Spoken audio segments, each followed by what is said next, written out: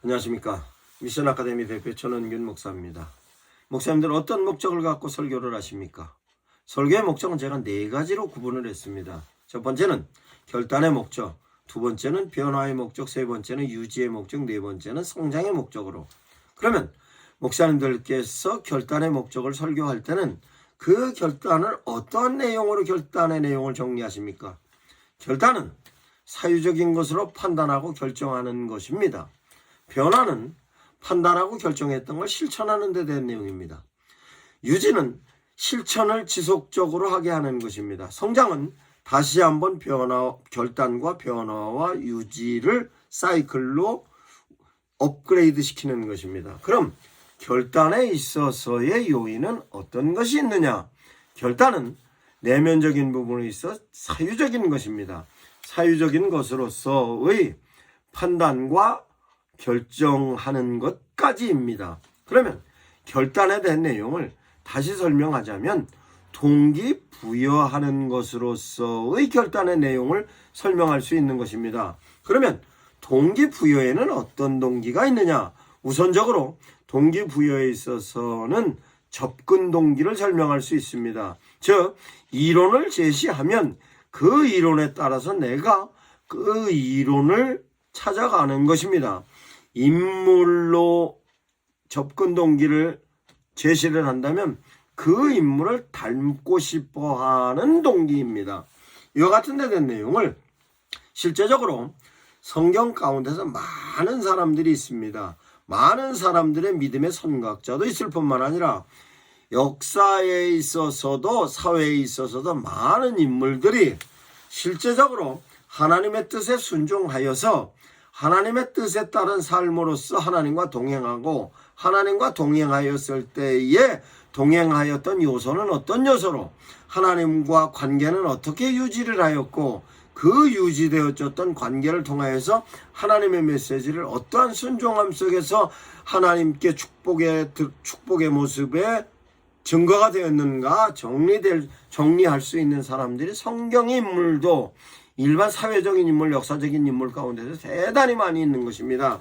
그와 같은 내용을 성도들에게 제시를 하면 성도들은 닮고 싶어 하는 것입니다. 닮고 싶어 하는 것으로서의 접근 동기입니다.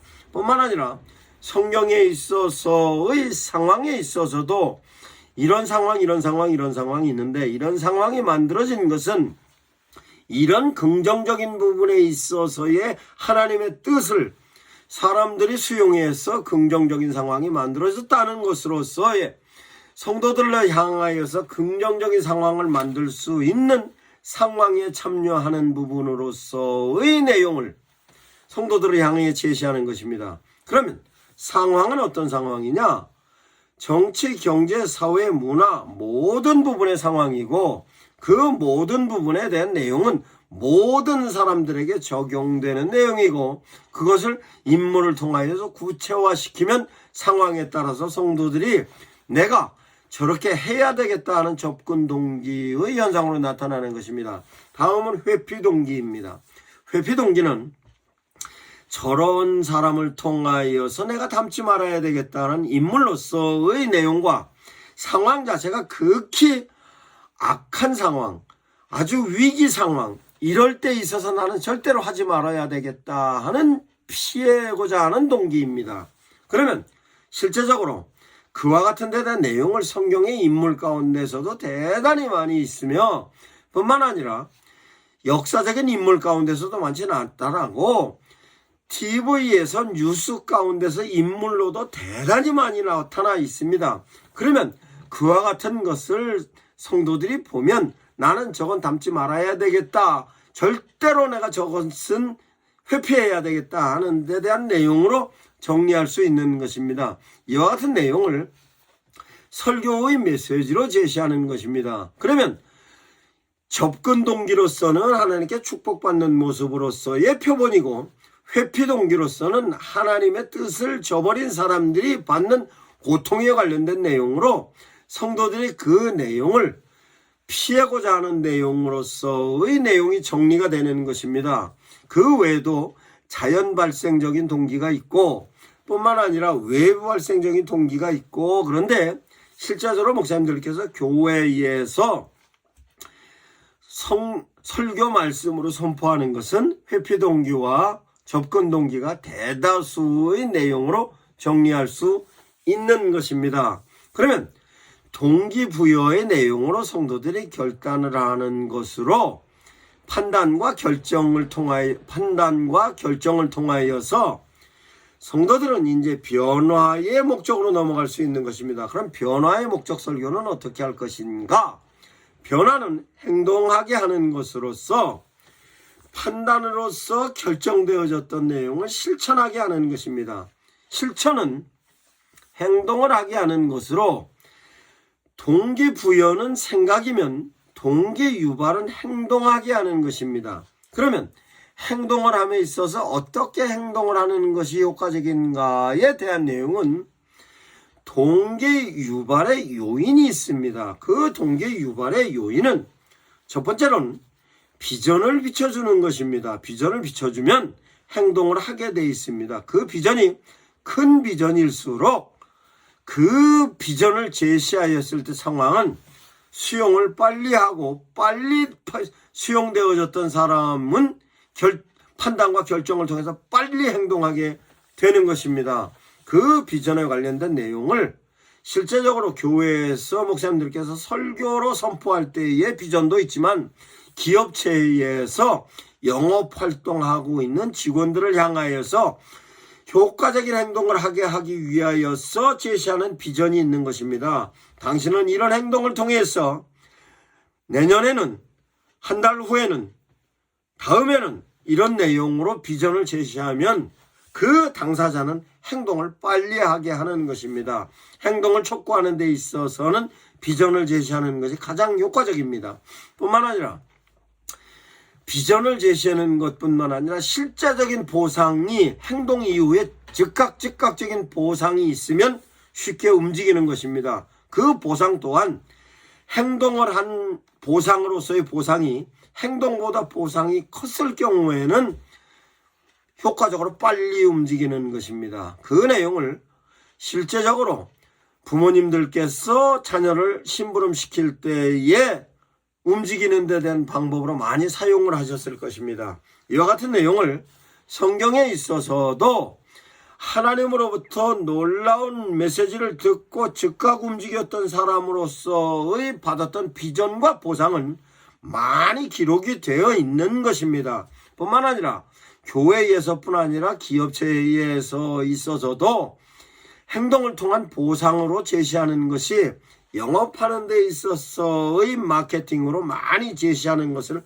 볼 수 있습니다. 즉 교회에 있어서도 하나님의 메시지를 행동으로 실천하는 것이 가장 많은 것이 전도입니다. 전도를 했을 때의 현장에 나가서 전도의 효과가 어떻게 나타난다 하는 것으로서 교회의 전도의 행동을 촉구하기 위해서 보상을 전제로 정리해 놓은 교회가 많이 있습니다. 그러면 세 번째의 동기 유발은 어떤 내용이냐? 책망입니다. 행동을 안 하면 야단맞는 모습으로서의 내용입니다.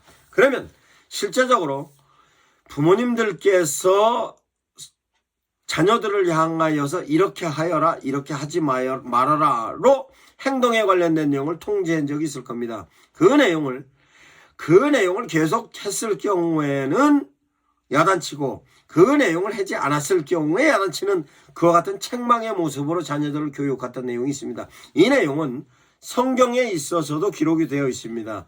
행동을 함에 있어서 즉시 행동을 하였을 때는 어떤 결과가, 뿐만 아니라 행동을 느슨하게 했을 때는 어떤 결과가, 행동을 하지 않았을 때는 어떤 결과가 성경에 쭉 기록이 되어 있는 내용이 사건 인물을 통하여서 많이 나타나 있는 것입니다. 그것은 성경에 있는 사건뿐만 아니라 현재의 상황에 있어서도 적절하게 설명을 할 수 있는 내용으로서의 교회 프로그램에 있어서도 일반 비즈니스 프로그램에 있어서도 이와 같은 내용이 있는 것입니다.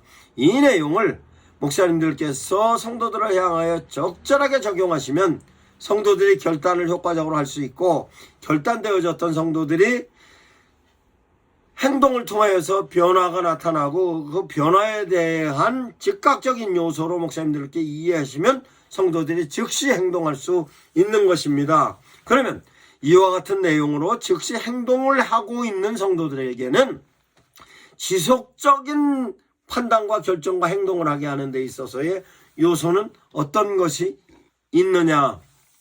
그것은 판단과 결정과 실천으로서의 행동에 관련된 내용을 실제적으로 교회에서 하나님의 메시지를 통하여서 그와 같은 판단과 결정과 실천을 하면 성령의 인도하심 속에서 기쁨을 누립니다. 즉 판단하는 데 있어서도 성령의 인도하심으로 판단하고, 결정하는 데 있어서도 성령의 인도하심을 통하여 결정하고, 행동을 하는 데 있어서도 성령의 인도하심을 통해서 실천하였을 경우에는 성령의 기쁨을 누릴 수 있는 것입니다. 그 맛을 보게 하면 성도들은 지속적으로 진행해 갑니다.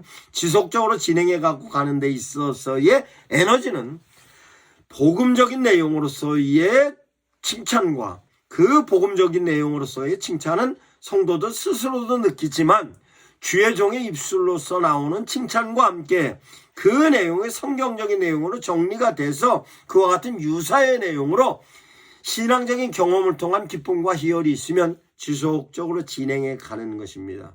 지속적으로 진행해 가는 데 있어서 그 지속적인 부분에 있어서는 끊임없이 성도들을 향하여서 위로하고 독려하는 것으로서의 설교를 해야 하는 것입니다. 즉 결단으로서의 설교는 설교의 전달 방식에 있어서 선지자적 방식이나 예언자적 방식이고, 변화에 있어서도 성도들을 향하여서 선지자적 방식이나 예언자적인 방식이나, 유지에 있어서는 제사장적 방식으로 끊임없이 성도들을 향하여서 위로의 설교, 독려의 설교를 해야 하는 것입니다. 이와 같은 내용이 있어서 네 번째의 성장에 관련된 목적을 가지고 설교를 하실 때는 실제적으로 성장하는 데 대하여서 결단과 변화와 유지를 원사이클링으로 해서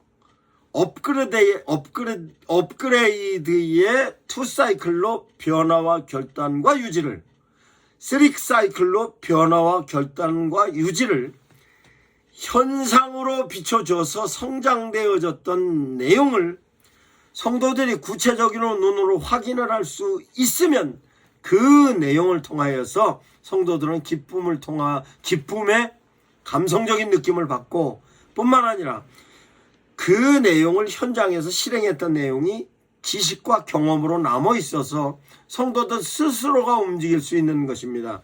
그런 부분에 있어서 실제적으로 성장의 요인으로서는 데이터를 제시하는 것이 효과적이고, 그것은 행동으로 나타난 결과를 현상으로 성도들에게 보여주면 성도들은 성장의 모습을 통해 기쁨을 누리는 것입니다.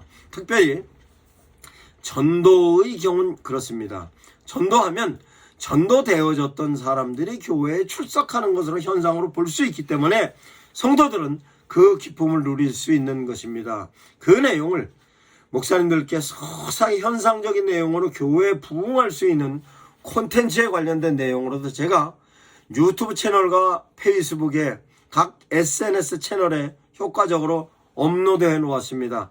효과적으로 활용하셔서 성도들을 향하여서 목사님들께서 하나님의 메시지를 선포하는 목적으로서의 효과를 반드시 얻으시기 바랍니다. 미션 아카데미 대표 전원균 목사였습니다.